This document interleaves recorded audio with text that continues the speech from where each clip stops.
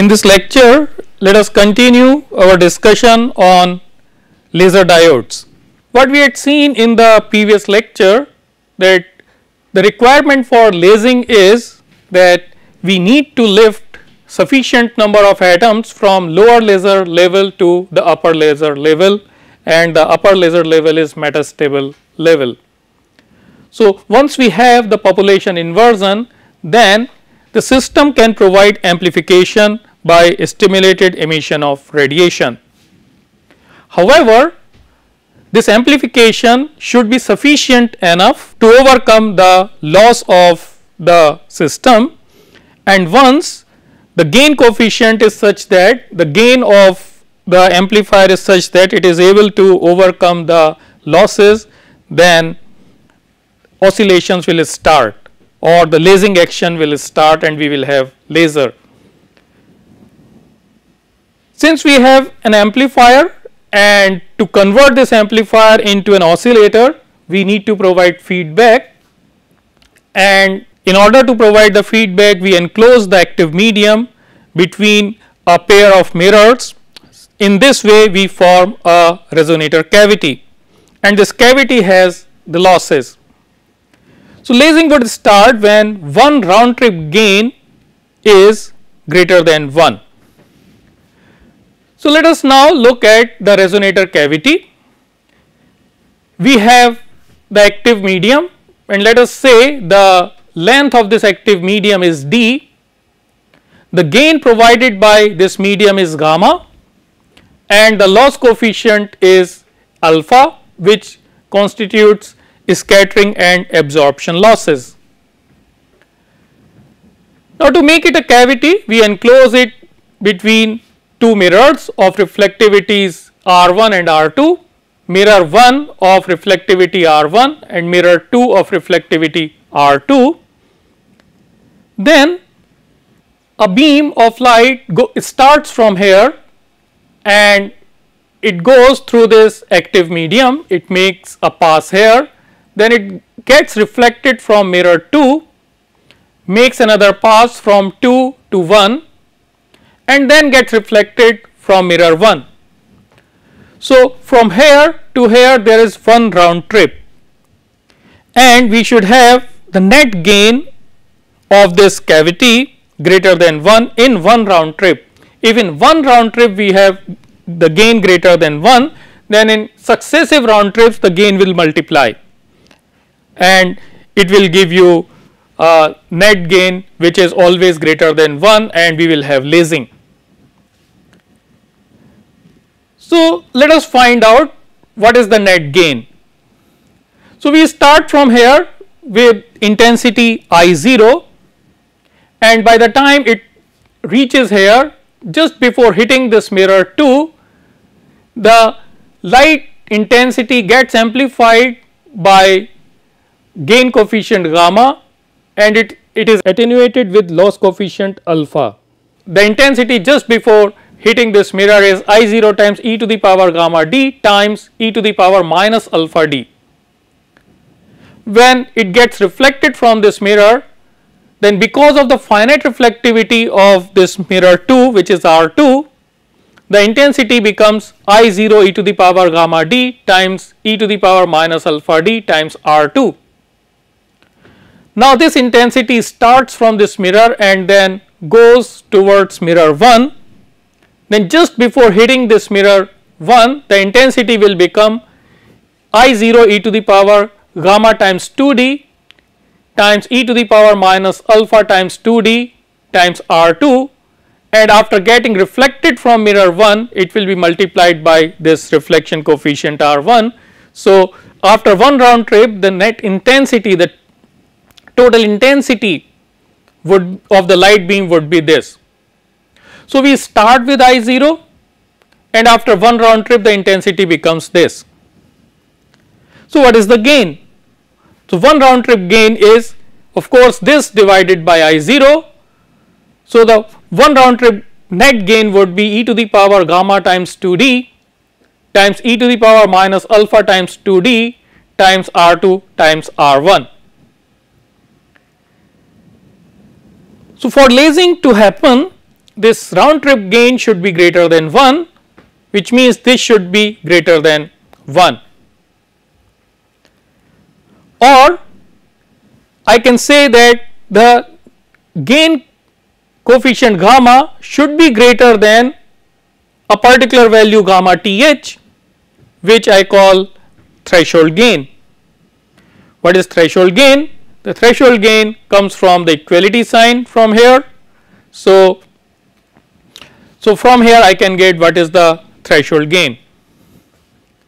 Sometimes even if you do not put mirrors here, mirror 1 and mirror 2 of reflectivities R1 and R2, then the cleaved surfaces of this medium can also act as mirrors of reflectivity R is equal to n minus 1 divided by n plus 1 whole square, where n is the refractive index of this medium and outside medium is air.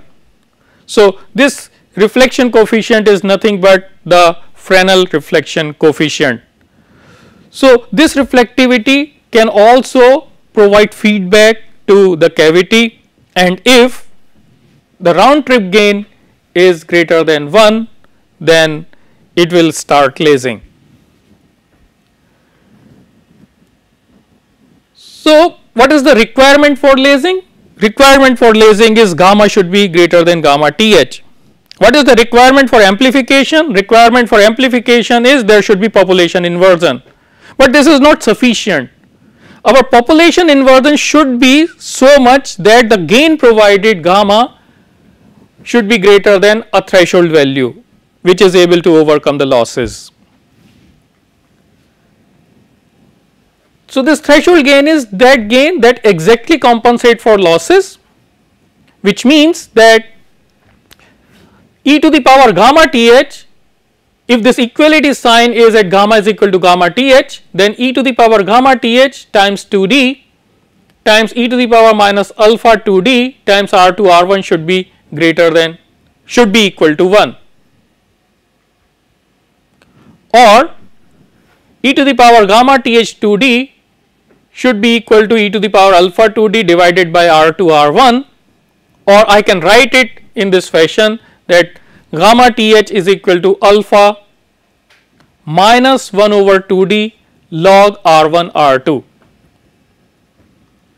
So, what I see here, this gain coefficient gamma th is nothing but the loss coefficient, scattering and absorption loss coefficient, plus the finite reflectivity of the mirror, the loss coefficient due to finite reflectivity of the mirror. Please see that this minus sign does not mean that I am subtracting the loss due to finite reflectivities of the mirror from scattering and absorption losses. No, because R1 and R2 are smaller than 1. So, this log R1 R2 is minus. So, overall effect is this plus this. Correspondingly, I should have a current density to acquire this much of gain, and that current density is known as threshold current density, and correspondingly I should have threshold injection current. So, what I should do in my laser diode, I should provide injection current, and when I provide injection current, if the injection current is low, then the population inversion is not sufficient, the gain coefficient is not sufficient to overcome the losses, and lasing does not start. When I slowly increase this current, then as soon as the gain provided overcomes the losses, as soon as the gain provided is greater than gamma th, the lasing starts. So, in a typical laser diode, the pumping is by injection current. So, you provide forward bias current to this, and when this current is greater than the threshold current, or the gain provided is greater than the threshold gain, then the lasing starts. You have stimulated amplification, and then because of feedback oscillation. So, laser starts working. Typically for a gallium arsenide laser diode, D is about half a millimeter, and if you do not put even the mirrors at the end of the cavity, the cavity is formed just by cleaved surfaces, then R1, R2 have typical value 30%, and scattering absorption loss coefficient is 5 millimeter inverse. Then if you calculate the threshold gain, then it comes out to be about 74 centimeter inverse. So, if I look at now the output power versus injection current characteristics of the laser diode, then what I would see, initially when the current is low, then I will have very small power coming out. As I increase the current, the power would increase, but still it would not be very high. And if I examine this, then this radiation is not coherent radiation, which means this is not a laser. This light is coming out due to the process of spontaneous emission. So, in this region the laser diode works just like an LED. As soon as the current crosses this threshold value, the power rises sharply, and this is laser action. This is the power which is coming out of the process of stimulated emission. So, this region below threshold, this region is the region in which the laser diode operates as an LED, and in this region it operates as an LD or laser diode. Typically ITH is 25 to 250 milliamps, and the output power that you get is 1 to 10 milliwatts. An important characteristic of a laser diode is how much power would you produce per unit injection current. That is, what is the slope of this line, and this is known as slope efficiency, denoted by dP over di. Another important characteristic is differential external quantum efficiency. What it is? It is simply how many photons you would produce per unit injected electrons.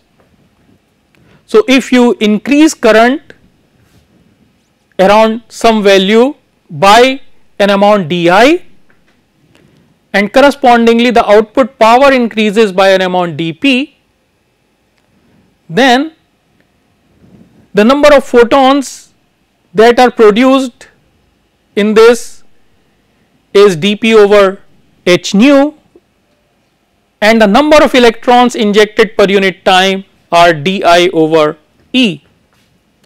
So, this differential external quantum efficiency is the number of photons produced per unit time divided by the number of electrons injected per unit time, and it has to be smaller than 1 because we know that not all the electrons injected will result in radiative recombination. So, not all the electrons injected will result into the photons. So, this gives you a finite smaller than 1 differential external quantum efficiency. So, this I can write as, by just rearranging the terms, as E over h nu dP over di. So, I can write this as in terms of dP over di or slope efficiency. Now, Now, what happens if I change the temperature of a laser diode? So, what I do, I take a laser diode and then see how the Pi characteristics look like at 0 degree temperature. Then I increase the temperature to 10 degrees, 30 degrees, 50 degrees and so on, and see the output characteristics, the Pi characteristics. And what do I notice is that when I increase the temperature, the threshold current increases. And if I fit an empirical relation between the temperature and the threshold current, then this relationship fits very well, this empirical relationship fits very well to the observed, experimentally observed data, and it is Ith at temperature T is equal to I0 e to the power T over T naught, where I naught and T naught are the characteristics of a particular material or laser diode. T0 is known as characteristic temperature and it denotes the temperature dependency of Ith on T. Of course, higher the value of T naught, lower would be the temperature dependency. Typically, in gallium aluminum arsenide laser diode, if I change the temperature by 1 degree, then Ith increases by 0.6 to 1%, and in indium gallium arsenide phosphide laser diode, 1 degree change in temperature results in the change in Ith by 1.2 to 2%.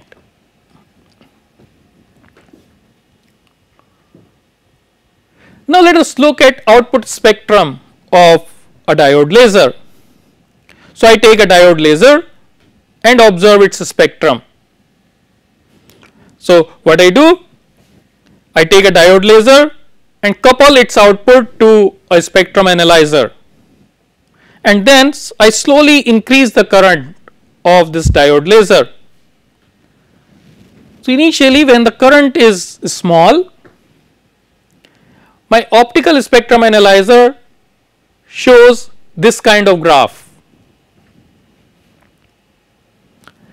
So, what I see a very broad spectrum and the power level is not very high. When I increase the injection current, then I again have the broad spectrum which slowly narrows down and the peak power increases. I further increase the injection current, the spectrum again slightly narrows down and then the peak power again increases. But in all these values of current, I am still below the threshold, and this is typical output characteristic of an LED. So, below threshold current, I will get output spectrum which is similar to that of an LED. When I increase the current beyond threshold, then I see this kind of spectrum. So, this output spectrum now transforms to these kind of sharp peaks, equi-spaced sharp peaks, and the power level is much higher than the power level here. This is typical output spectrum of a diode laser. What do these peaks correspond to? These peaks correspond to multi-longitudinal modes of the cavity. It is nothing, just Fabry-Pérot cavity actually. You have a resonator, you have optical energy confined between two mirrors, then you basically make a Fabry-Pérot cavity and you get an interference pattern something like this. You will have certain frequencies, which have 2 pi phase shift in a round trip, and they grow like this. They are nothing but just like if you take the analogy of a stretched string, then they are just like the modes of a stretched string. What is the frequency of a longitudinal mode? So this can be very easily shown, that the frequency of a mode can be given by C by 2 n d times q, where q is an integer and n is the refractive index of the medium, and it is at frequency nu. D is the length of the cavity. What is the spacing? Can I find the spacing between the two modes? Yes, because I know what is the frequency of a mode, then I can find out the spacing easily. So, if this particular line, for example, occurs at the value of q is equal to q naught, then this nu would be C by 2 n nu d times q naught, or if I just put all the frequency dependent terms on one side, then this nu times n nu would be equal to C over 2 d times q naught. The next one, the immediate next one would occur at q naught plus 1, and let us say the frequency of this is nu plus delta nu, that is the line spacing is delta nu. Then this nu plus delta nu would be C by 2 n nu plus delta nu times d times q naught plus 1. Again I put all the frequency dependent terms on this side, and I get nu plus delta nu times n of nu plus delta nu is equal to C over 2 d times q naught plus 1. Let me subtract this from this, and so I will get nu plus delta nu times n nu plus delta nu minus nu n nu is equal to C over 2 d. And now the task is to find out delta nu from this side.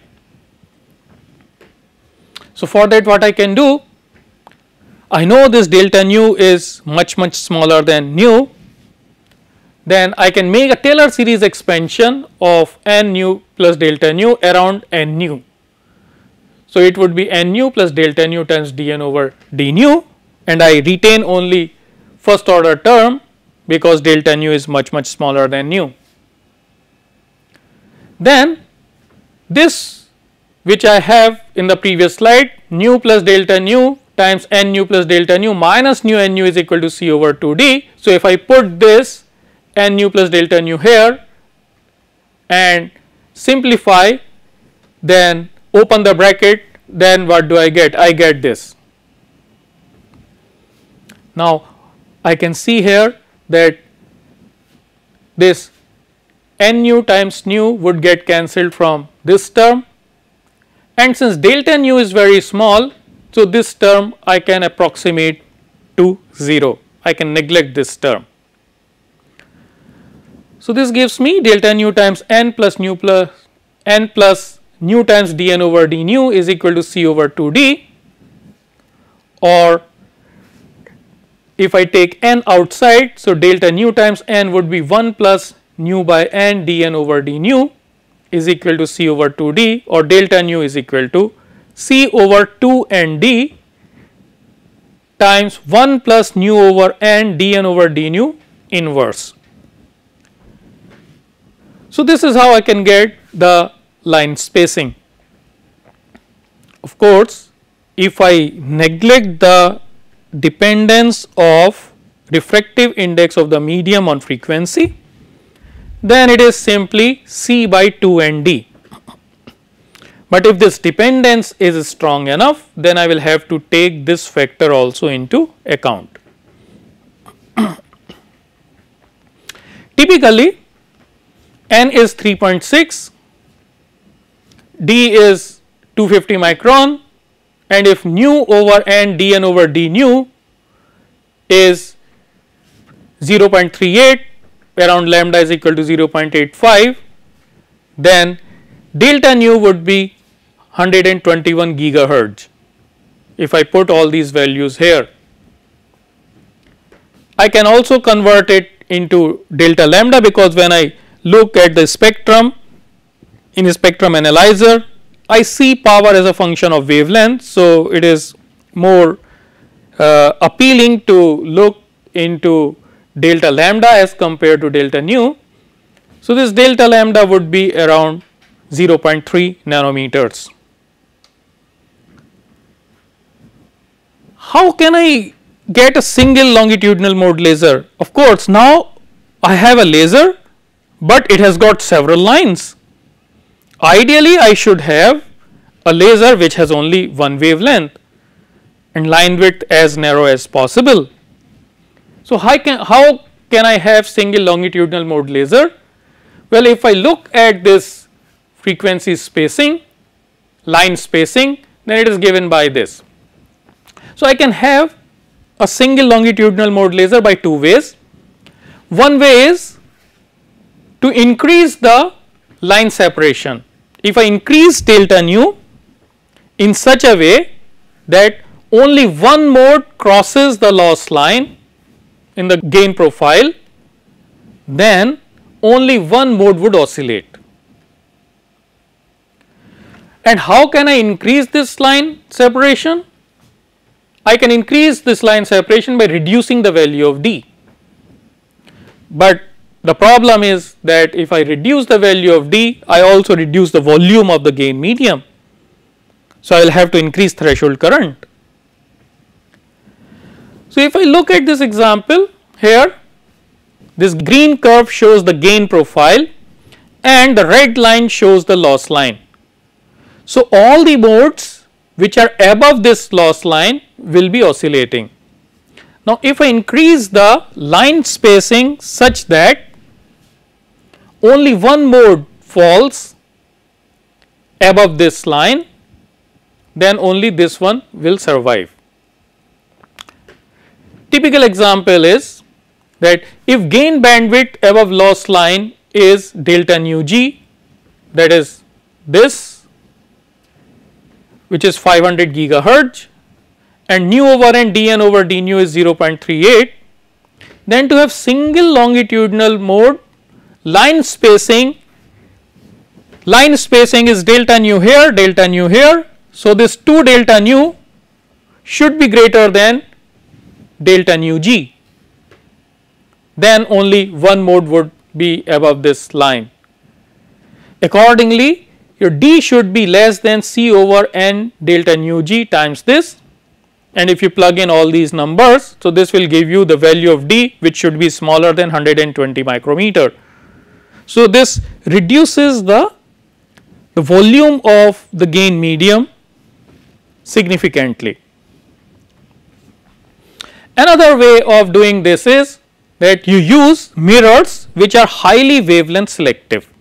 You use highly wavelength selective mirrors, and we know from our previous knowledge of Bragg gratings that if I have a Bragg grating, then this Bragg grating reflects a particular wavelength, and wavelength selectivity is very good.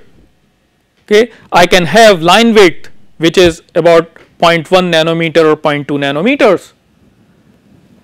So, I can put these kind of gratings, Bragg gratings, either at the end of the gain medium, outside the gain medium, or I can integrate it over the entire gain medium. Okay. This kind of structure is known as distributed Bragg reflector, DBR laser, and this kind of a structure is known as distributed feedback laser, or DFB laser. What kind of periodicity you will require here? If you have lambda b around 1550 nanometer and n effective is typically 3.6, which is close to the refractive index of the medium, then the periodicity would be around 215 nanometers, and typical line width you will get here is of the order of 0.1 or 0.2 nanometers.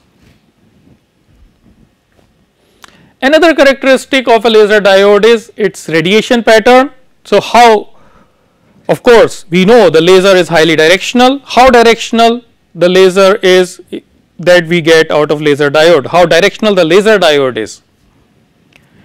So, if I look at this, the light coming out of this, then because of the structure of this is a multi-layer structure and light is coming from a very thin region here, very small region.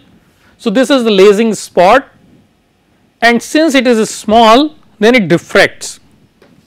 So, in this direction the dimensions are smaller, so diffraction would be larger. In this direction the dimensions are larger, so diffraction would be less.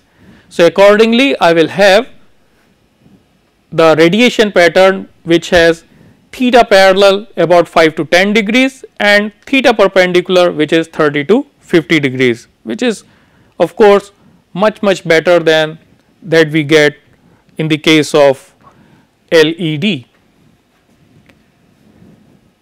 The intensity pattern is Gaussian.